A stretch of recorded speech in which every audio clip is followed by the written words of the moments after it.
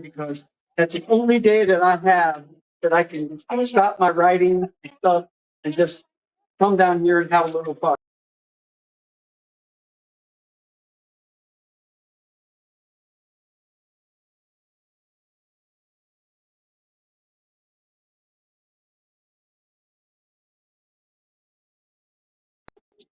All right, everybody, we are back with Frank Powers, and we had to change around the schedule a little bit, so I'm super excited. Frank Powers. Now, Frank Powers is also known as your BFF, your best Frank forever. He's a radio DJ on Rock 102.1 KFMA and the station's director of public affairs. Plus, he's the host of the Lifestyle Tucson, the weekly talk show heard across Tucson and streaming on YouTube at Lifestyle Tucson. He is also the creative force behind the Comic Bookmobile, bringing comics and art education to schools and events across Tucson. Find him at frankpowers.com and thebookmobile.com. The Bookmobile is how I found out about Frank, and so I think that's a good place to start, is with the Bookmobile, because you don't have it here, unfortunately. But if you could tell me a little bit about the Comic Bookmobile, how did it come to be, and does the bus have a name beyond the Comic Bookmobile? It does. So how's it going? That's right. I'm your BFF, your best Frank forever, Prince of Promotion, King of Commotion, Master of Ceremonies, and the Ambassador of Entertainment. All the fun things happening all around Tucson. So the Comic Bookmobile is Buster, the Comic Bookmobile. Nice. This is a 1969 VW bus. So I drive him all around to schools, libraries, public events, and all these fun things. Teach kids how to draw cartoons and how to believe in themselves. So was there a reason, unfortunately, that it couldn't be here at Tucson Comic Con? Yeah, I just think that I was here last year. I just think they just switch things up from time to time. They want emphasis on the party wagon as well. So that's an important thing where they kind of want to feature things like, notice it's not 5 wrestlers here, it's 1 wrestler, 1 screen lead. And that's like kind of their main vehicle as part of the celebration that is the Teenage Mutant Ninja Turtles here at Comic Con. Nice. Now, I read up a little bit about your mission. It's teaching kids how to be an original individual and embrace their own identity through arts and comics. So what does that look like through a typical visit if someone comes and has the bookmobile show up or can go to a classroom? So I show up, start with fun drawing classes, just like how we break it down into shape to show these kids simple lines, simple things. Even some of the things that I do is just start with a circle, and then what's that? It's a circle. And then what happens when I do this and I add 2 more circles? It's Mickey Mouse. And oh no, it's not all like that. And I show them that 3 circles instantly make a character. Then you add a few more circles and we make it a 3-dimensional character. And I show them that same idea with using squiggly lines. Start doing squiggly lines, and I go, what cartoons are these? And I'm drawing Simpsons hair. So as they start to see it, they get it. And then I go, all right, now let's see what this is. I draw 1 squiggly line, another one, and they go, SpongeBob. And I'm like, you're right. And it shows them that all these cartoon characters are basically just simple shapes or unique lines. Yes, so I help them break it down. I help them turn their stick figures into better stick figures with shoulders and hips. I help them learn how to tell their stories. And that's what I try to do, is teach them that it's not just about the drawing itself, but the writing, because comics are also writing. So an easy way to write a good comic strip is a knock-knock joke. So let me ask you a knock-knock. Okay, who's there? Woo! Woo-hoo! I'm excited too. Thanks for having me on. That's a good one. Goodbye. That is awesome. Thank you so much, Frank. So you start, so it sounds like you have a background in art and in drawing. Yeah. So is that what you kind of like, was your career prior to doing this or prior to getting into It still is. Like, that's what I do nonstop. It's a big world, right? So I have a lot of different things, and this is my side project passion. As you work on your dream, because again, dreams are dreams, sure, but it's really a mission, because that's what you want to do. You just want to work on your reality. Okay, sometimes we use dreams a lot. No. You can actually just work toward your goals. And that's what I tell these kids, to make it about goals. I also point out some of the weaknesses that we have, playing too much video games or watching too much TV, explaining how much time we have for our creative projects. Whether it is, I want to be the best at basketball, I want to be the best at music, or when you have me, the best at art, you work on it. I teach them the word practice. I teach them the 10,000 hour rule. And they don't have a concept of time with that. How many hours of practice? They're like, 8? No, right? And the bidding begins. So that's to really get them to understand how their time management kind of works. So around that, it sounds like you obviously have a deep passion for helping and teaching kids about this. Yeah. So where did that come from? What kind of like aha moment did you have when you started all of this. Like, hey, look, this is what I have to work passionate for, and I want to make this my mission apart from my regular job or my regular day job. Here's the fun thing. Even my regular day job kind of does fulfill some of this mission where Lifestyle Tucson, the show you're talking for, my interview nonprofits exclusive. So it is me getting to talk to all these figureheads, these 501c3s. And that's all they're doing is helping pets, helping children, helping families, helping sick people. So that's my whole thing is I'm a really big community guy. The thing I love, and it's fair, is people. I'm a people person. And even again, the best people are little people because they're a much better audience. I used to do a lot of stuff. Even again, being offensive used to be some of my thing growing up. And I've kind of grown out of that. My first cartoon character was this guy right here, is Pistol Panda. He's a jerk. There he is. There he is. Most popular thing is Pistol Panda. Right. So this is his number one thing. But yeah, I've been doing Pistol Panda a good long time. I got tattoos 35 years of Pistol Panda. Right. I just got a new one. So you do a panda tattoo every 5 years. Yeah, he just turned 20. Yeah, where's 20? That one's up here. Okay. Yeah, why not? I can get it out. It's the internet, right? We take it out. There we go. We got those up on the internet. So there's for 20. Right, and that was for 10 years. So where can someone find your comic strips on Pistol So Pistol Panda, you just gotta kind of see me. None of it's really online except for on Instagram. You can go follow Pistol Panda at Pistol Panda on Instagram. The O might be a 0. I'm not sure, but you'll probably.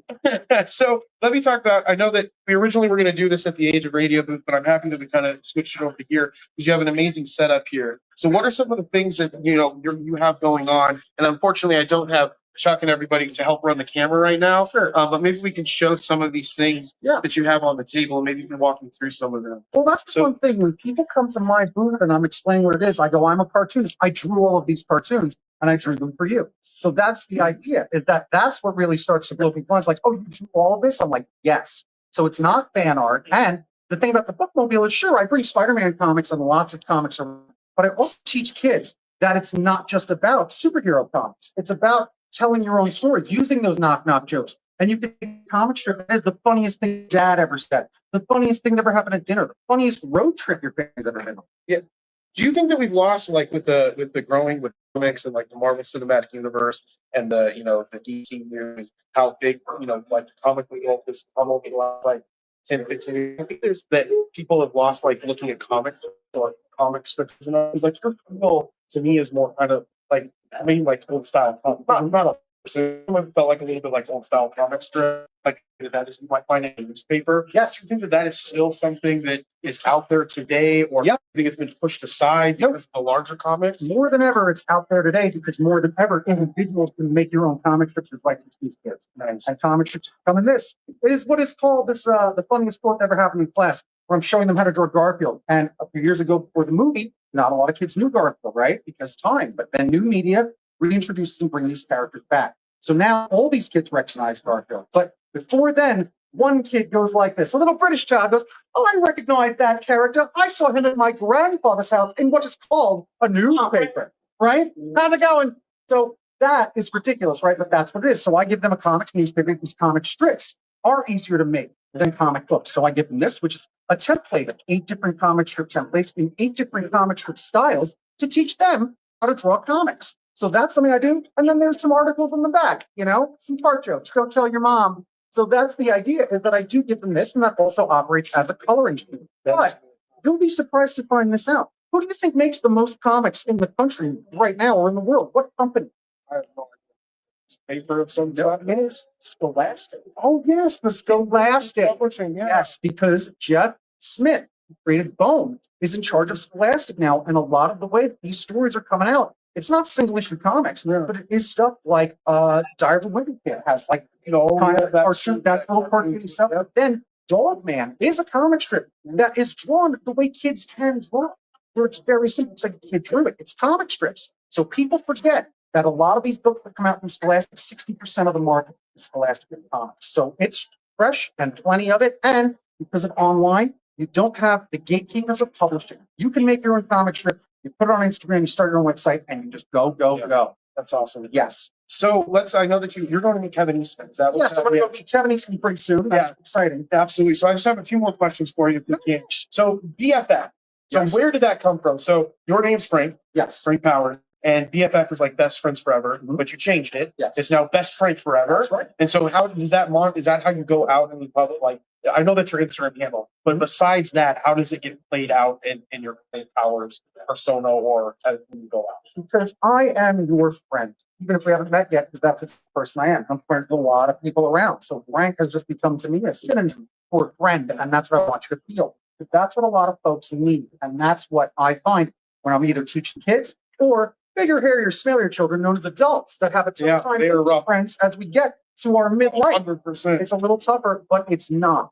Volunteer, go get involved. And I always give this advice. Don't make your friends do the things that you want to do. Go make friends with people doing the things you want to do, right? 100%. You can get That your, is great advice. right. You can just get a friend or a roommate to start your Age of Radio. No, you find technical people that care, people that have special skills for each individual. And that's what makes a team.